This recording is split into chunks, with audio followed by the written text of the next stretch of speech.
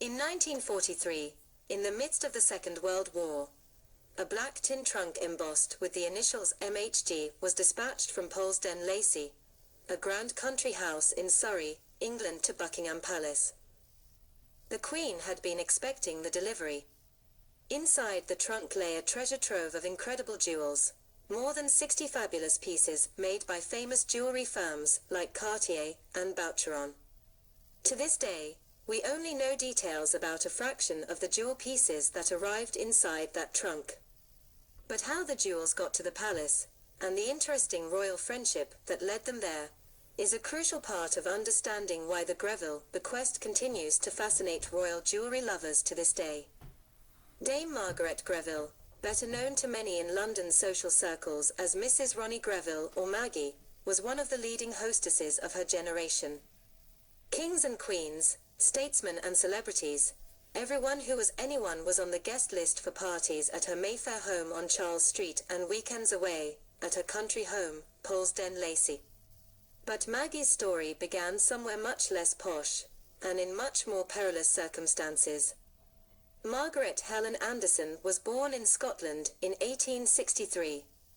The parents listed on her birth record were William Anderson, a porter working for the Fountain Brewery in Edinburgh, and his wife, Helen, who worked as a cook. But it seems that William Anderson wasn't Margaret's father at all. Her mother had a long-standing relationship with William McEwan, owner of the brewery where William Anderson was employed. McEwan was 36 years old when Maggie was born. Helen was 28. When Anderson died in 1885, William McEwan and Helen were married. So Margaret grew up, for 22 years, in the cook's quarters, never knowing she would be entertaining queens and kings in just a few years. After their wedding, Margaret was often referred to as McEwan's stepdaughter, but it seems to have been an open secret that she was his biological daughter. William McEwan's brewing enterprise made him immensely rich. The Industrial Revolution, replete with Scottish weaving, distilling and farming, created a huge consumer class. This was a consumer class without massive immigration, such that are unfamiliar with today. But that consumer class was largely self-sustaining, did not purchase international goods, and wanted McEwan's beers.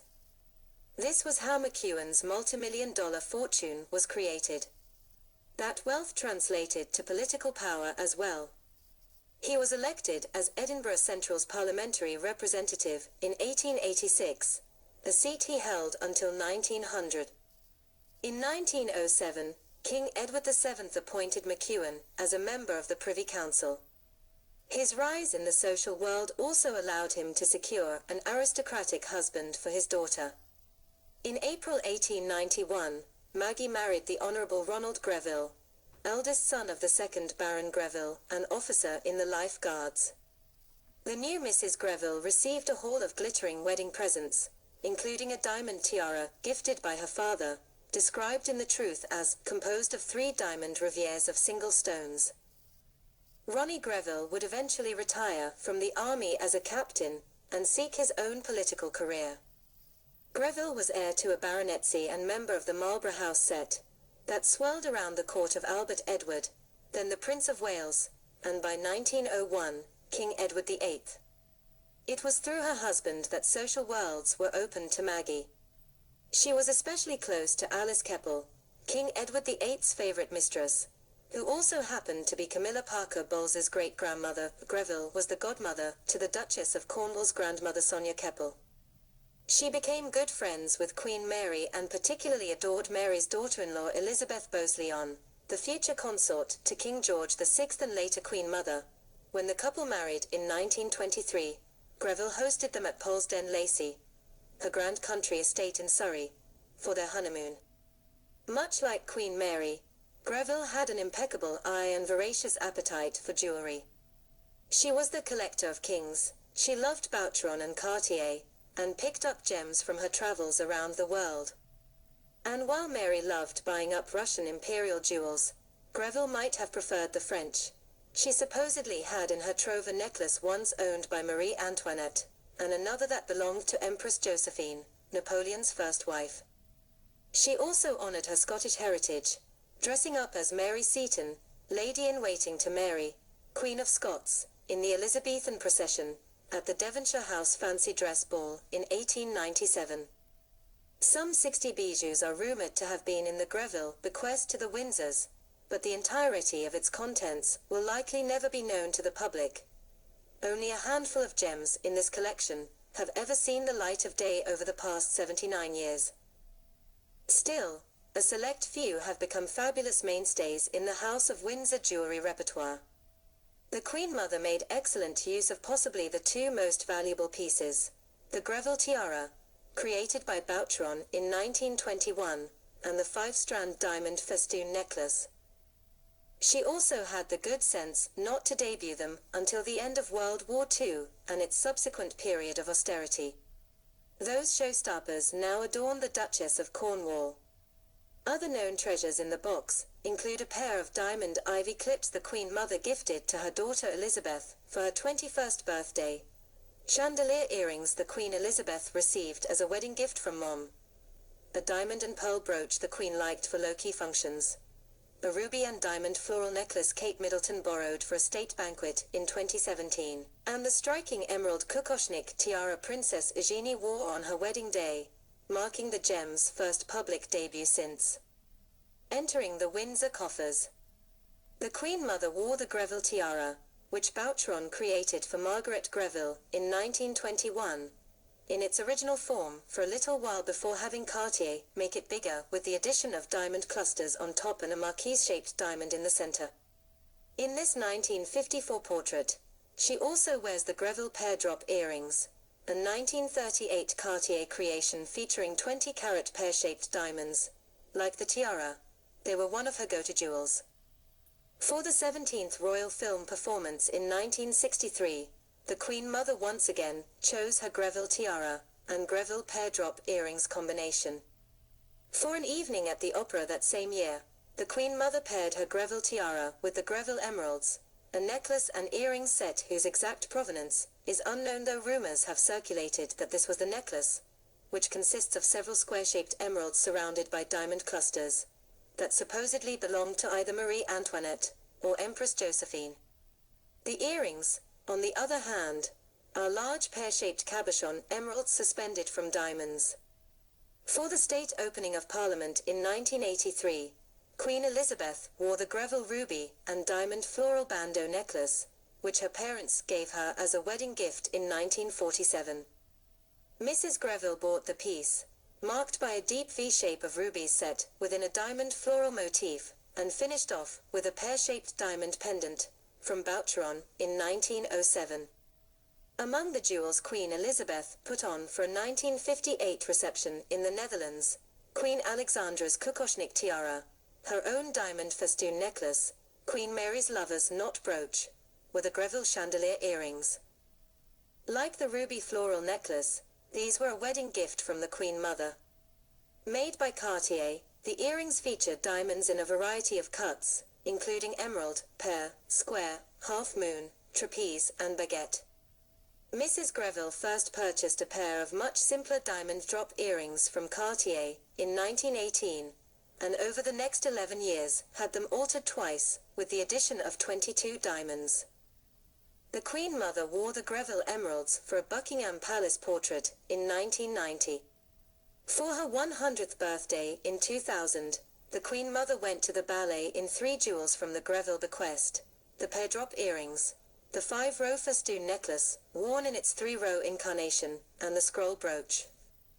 Queen Elizabeth gave the Greville tiara to the Duchess of Cornwall as a long-term loan upon her 2005 marriage to Prince Charles. She did the same with the diamond festoon necklace, which Camilla wore in all its 5-strand glory for a 2007 event in Uganda. Cartier had first designed it as a 2-row necklace in 1929, but Mrs. Greville returned to the Maison in 1938 to make it even bigger, with an additional 3 strands, which can be worn on its own, or attached to the original for a magnificent diamond display. To think all of this wealth came from a Scottish brewery. In the 80s, the Queen Mother attended an event wearing the Greville pear-drop earrings. Also worn, Queen Alexandra's wedding necklace, seen recently on the Duchess of Cambridge in 2018, and the emerald-cut, diamond ring King Charles would later refashion for Camilla. The first of the Greville ivy leaf brooches was made for its namesake by Cartier before 1930, with the second one following in 1937. 5 years after inheriting the Greville Jewels, the Queen Mother gifted the clips to her daughter for her 21st birthday in 1947.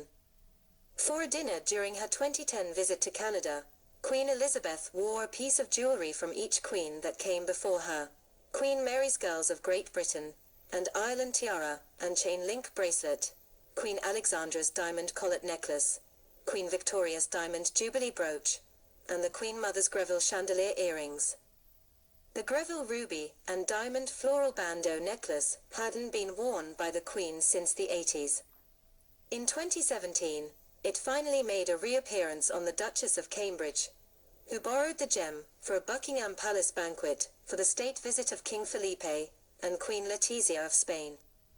In 2018, the Greville ruby and diamond floral bandeau necklace made another appearance, this time on the Queen for the Commonwealth Heads of Government meeting at Buckingham Palace. I think it looks best on Kate. What do you think? For her fall 2018 wedding at Windsor Castle, Princess Eugenie dipped into Grandma's vaults to borrow the Greville Emerald Kukoshnik tiara, which was made by Boucheron in 1919. It marked the first time the stunning piece, anchored by a 94-carat cabochon emerald centerpiece, was seen in public since Mrs Greville's death in 1942. Cartier created the scroll brooch for Mrs Greville in 1929. Featuring 3 pearls anchoring a simple diamond-flecked scroll design, both the Queen Mother and Queen Elizabeth have turned to it for a number of occasions. For a Buckingham Palace reception for the diplomatic corps in 2019, Queen Elizabeth debuted a never-before-seen emerald necklace, along with her beloved Vladimir tiara and the Greville emerald earrings, leading many to speculate that this piece could have also come from the Greville bequest, or that it may have been a redesigned version of the Greville emerald necklace, which hadn't been seen since the Queen Mother's death in 2002. Let's turn back to the story of Maggie Greville. In November 1885, the boarding house matron Anderson and the fabulously wealthy McEwan were discreetly married in Pimlico, and the decades-old rumour of their dalliance became irrefutable. Margaret became McEwan's stepdaughter, and he let it be known that she would inherit his immense fortune. By the time he died in 1913, he was worth over £1.5 million, £140 million today. Whatever her origins, this made her quite a catch for the Honorable Ronald Greville, son of the second Baron Greville, one of a generation of cash-strapped landed gentry, who sought betrothal to new money heiresses. Ronnie and Margaret married at St. Mark's Church in Mayfair on the 25th of April 1891. The bride wore white satin and Brussels lace, along with a diamond tiara worth £50,000, a gift from her stepfather. Her supposed birth father, William Anderson, was supposedly generously rewarded by McEwan for his part in this subterfuge, and there was a rumour he actually faked his death to pave the way for Anderson marrying Maggie's mother. Ronnie Greville was elected MP for Bradford East in 1896, though he was often laid low with various illnesses, despite being 1 year younger than his wife. Meanwhile, Maggie focused on shoring up her position in the social whirl of London. She and her mother were frequently invited to gala events, including state occasions attended by the royal family. Just a few months after Maggie's wedding, for example, she wore her new diamond tiara to a state opera performance given in honor of the visiting emperor and empress of Germany. It's important to note, without her mother's marriage to McEwan, she likely would have been shunned from society, and so the importance of marriage legitimizing social standing cannot be understated. Over the years, Maggie found herself drawn closer and closer to London's most fashionable set. She was presented at court shortly after her wedding, and she began to host small parties at the London home in Charles Street that had been purchased by her father. After Queen Victoria's death in 1901, Maggie became part of the social circle surrounding King Edward VII. She was a close friend of Alice Keppel, who had a well-documented relationship with the monarch. Maggie's personality made her just the kind of woman that the king liked to have surrounding him at social events, and maybe she provided a safe haven for his mistress as well. In 1906, the Westminster Gazette noted, "Young, bright, a capital linguist, a good hand at bridge, and always one of the best-dressed women in society, Mrs Greville has speedily become a familiar figure in the little circle specially honoured with King Edward's friendship." For several years, the Grevilles leased Reigate Priory, a Tudor mansion in Surrey, and King Edward made visits there for several consecutive summers during his reign. In 1907, while documenting one of those royal visits, the graphic called the Grevilles "tres repandus in the best and most amusing social world." The same year, William McEwan acquired Polesden Lacey, a country estate not far from Reigate, for his daughter and son-in-law. They enlisted celebrated architects Charles Muse and Arthur Davis, who had recently designed London's Ritz Hotel, to refurbish it, and they spared no expense in creating a saloon fit for entertaining maharajahs, alongside a sumptuous private suite for their royal chum now Edward VII. But sadly, Ronnie and Maggie's partnership ended far too soon. In the spring of 1908, just before their 17th wedding anniversary, Ronnie was diagnosed with cancer. He underwent surgery to remove a tumour from his larynx that March, but soon afterward, he contracted pneumonia and died. So after 17 years of marriage, Maggie was alone, and she had lost her mother just 2 years prior, in 1906. Maggie went into mourning for a year, escaping England to travel abroad. Devoted to travel as a pursuit, Maggie would traverse the globe during her long widowhood. But back at home, she was also able to maintain her place in royal society. King Edward VII and friends like his mistress Mrs Keppel continued to visit her for weekends at Polesden Lacey. She was also a close friend of his sister, Princess Beatrice, and of Beatrice's daughter, Queen Ana of Spain. She rallied with gumption as a widow, signalling her return to the social calendar by hosting her notoriously tricky monarch at Polesden Lacey. He remarked that she had a positive genius for hospitality, and so maintained her status among His Majesty's closest confidants. After he died in 1910, she befriended the new Queen Mary, wife of George V, with whom she shared a love of jewellery. The two women bought voraciously, commissioning and resetting jewels with abandon. Mrs Greville frequented the likes of Cartier, Fayberge and Gerard, had her pearls restrung yearly, and remodelled her Boucheron tiara 4 times. According to biographer Sean Evans, the author of Mrs Ronnie, the society hostess who collected kings, Margaret Greville's jewellery boasted the noble antecedents she lacked.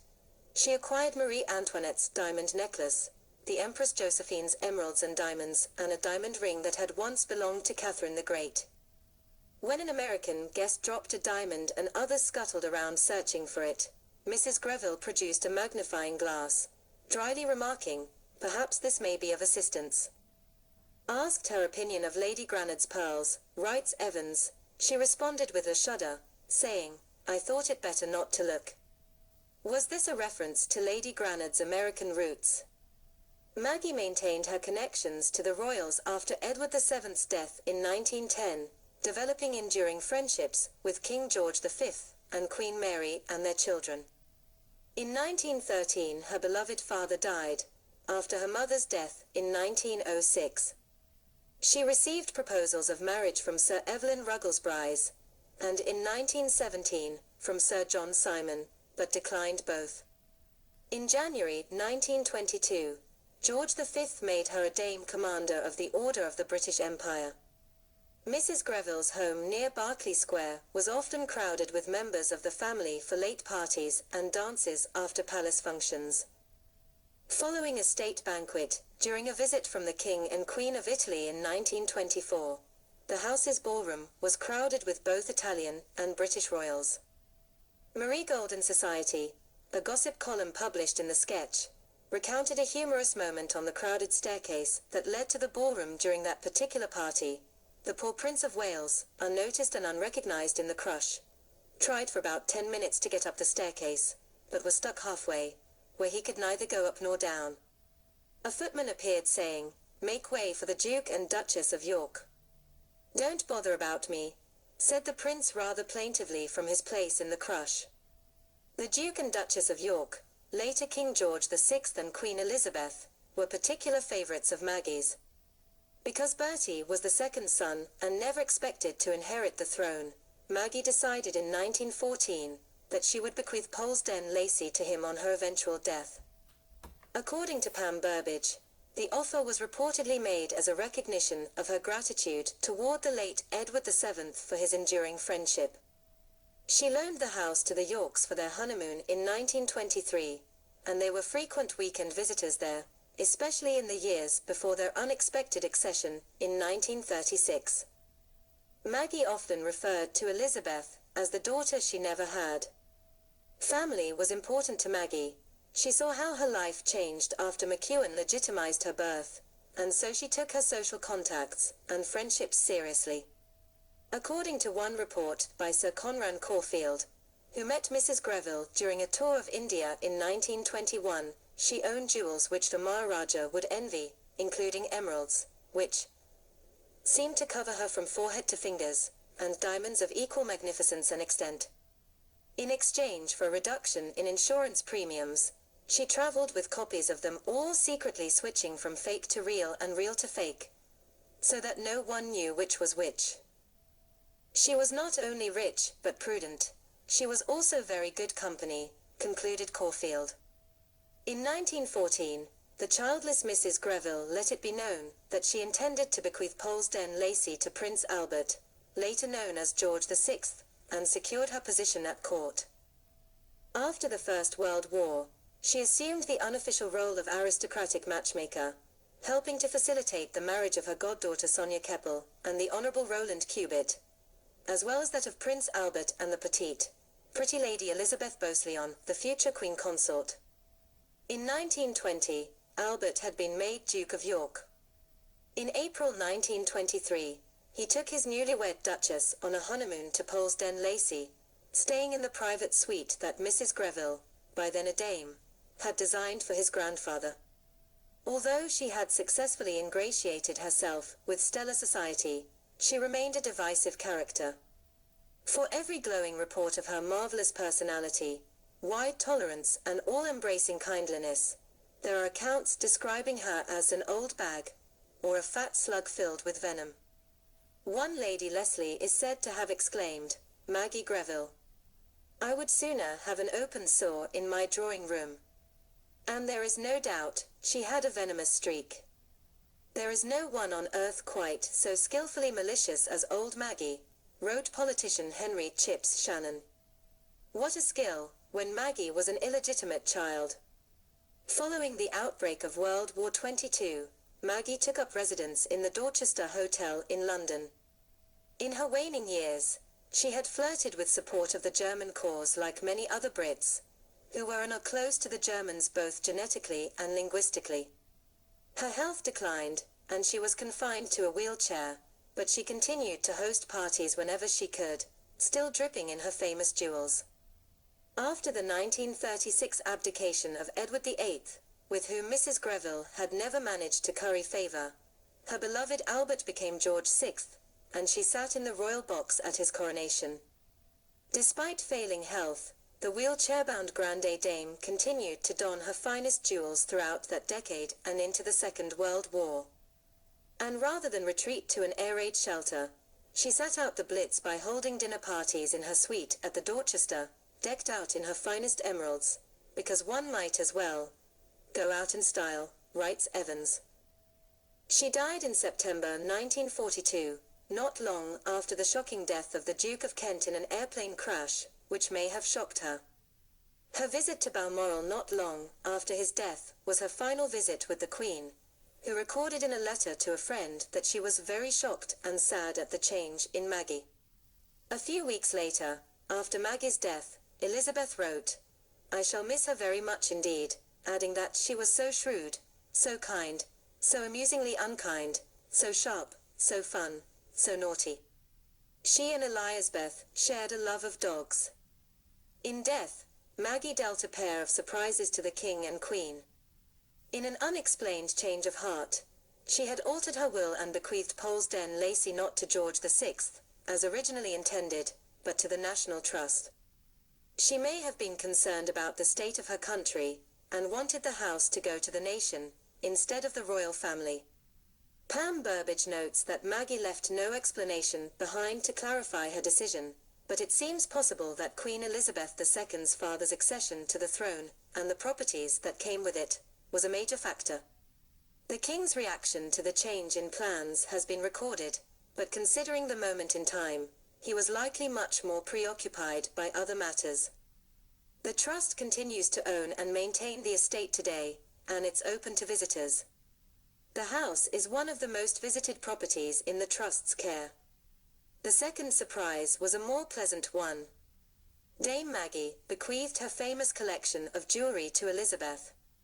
On September 30th, 1942, Elizabeth wrote to Arthur Penn, her treasurer, thanking him for sending along details about the surprise legacy, adding that she hoped to keep it quiet. But she couldn't resist sharing the news with the one person who would be most thrilled about the bequest, her mother-in-law, Queen Mary. "I must tell you that Mrs. Greville has left me her jewels," she wrote in October 1942. "She has left them to me with her loving thoughts, dear old thing, and I feel very touched. I don't suppose I shall see what they consist of for a long time, owing to the slowness of lawyers and death duties etc.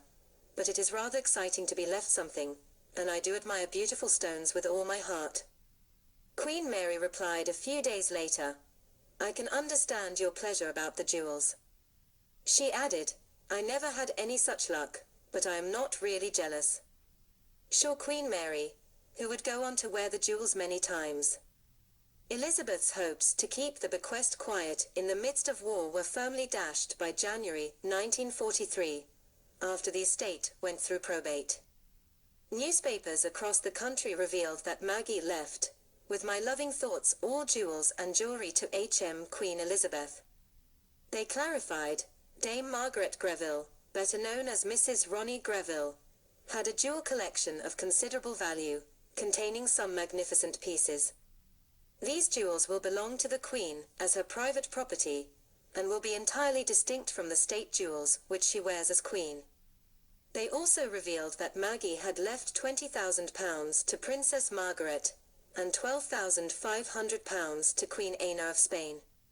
But the royal family has still worked to maintain as much privacy as possible around the jewels, not discussing them extensively in public, especially during the years of war and austerity. The details of her will were published in the Times on January 8, 1943. She left £1,564,038 gross. The net was £1,505,120, and the tax was paid on £830,120. Not bad for a fortune of £1.5 million left to her by her father. Maggie kept it intact. She left, "with my loving thoughts, of her jewellery and jewels to Her Majesty Queen Elizabeth." Queen Victoria Eugenie of Spain, who was a close friend, received the £12,500, with a deep affection, and in memory of a great kindness and affection which Her Majesty has shown me. Mrs. Greville also left £10,000 to the National Anti-Vivisection Society, which fights against animals used in laboratories and laboratory experiments. There were also smaller bequests to different charities. When the jewels were delivered to Queen Elizabeth in 1943, they arrived in the same black tin trunk that Maggie had used to store them at Polesden Lacey. The trunk still bore her initials, MHG. To this day, no full inventory of the jewels in that trunk has been published, likely because they are indeed private property, belonging first to Elizabeth and then to her daughter, the present Queen. Over the years, the royal collection shared the confirmed Greville provenance of several prominent royal jewels. Princess Eugenie's emerald wedding tiara was a Greville piece, as is the Duchess of Cornwall's favourite diamond necklace. It's interesting that Queen Mary and Queen Elizabeth II did not give many Greville pieces to Princess Diana, instead choosing Greville's closer family connection, an adulterer, the current Queen Consort for loans of the jewels. This may have been their way of acknowledging the adulterous connection between Camilla and Greville's friend Alice Keppel. What is your favourite piece of Greville jewellery?